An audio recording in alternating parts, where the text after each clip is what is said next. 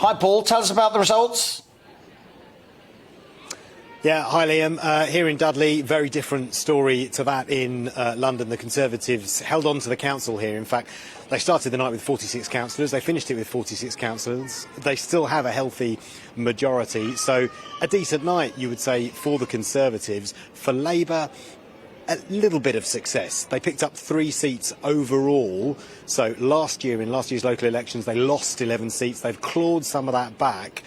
But there are still, as we're seeing across a lot of red wall Brexit supporting seats, areas of the country, they're still not making the kind of gains that they would want to be if they have any hope of clawing back some of the red wall seats in 2024. So, you know, this is a really interesting part of the world. It's a bellwether place. If you look at the 48-year history of the council, it has flitted between the Conservatives, no overall control, and Labour. But since 2016, Labour lost control of the council. Then last year, the council swung towards the Conservatives.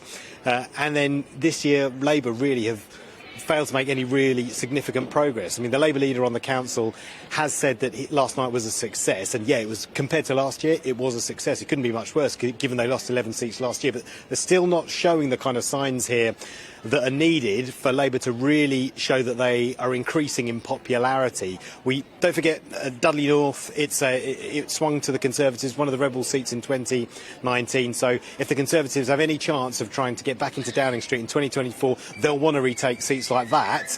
Last night's result doesn't really show that they're there to doing it, that they've got a long way to go, and they need to go further and faster if they're going to make any sort of progress in that general election in a couple of years' time.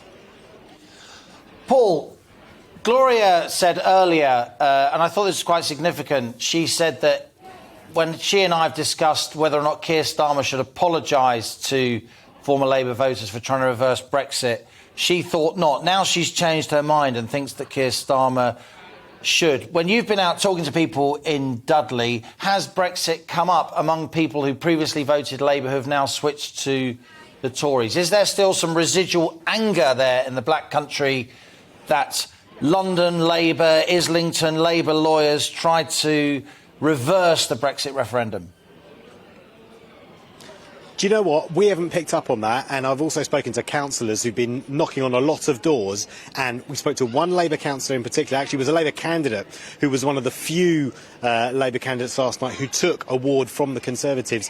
He said that after knocking on doors, you know, some people spoke about Partygate, etc., but when he went on to the subject of Keir Starmer, they didn't mention Brexit, but they did say he's better than Jeremy Corbyn, but we're still not sure. And that seems to sum up how people feel about the Labour Party in this part of the world.